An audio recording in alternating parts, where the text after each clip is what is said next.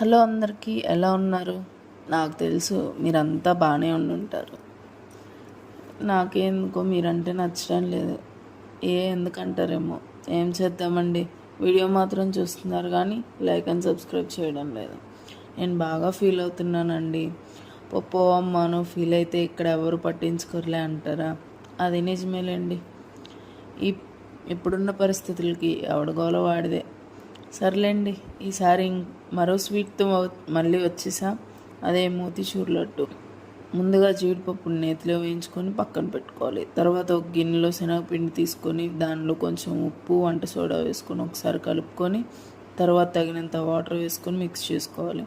తర్వాత ఆ పిండిని వేడివేడి నూనెలో స్పూన్తో పోసుకొని వెంటనే తీసేయాలి. అవి చల్లారాక మిక్సీలో వేసుకొని బరకగా గ్రైండ్ చేసుకోవాలి. ఇంకొక గిన్నెలో చక్కెర అండ్ వాటర్ పోసుకొని తీగ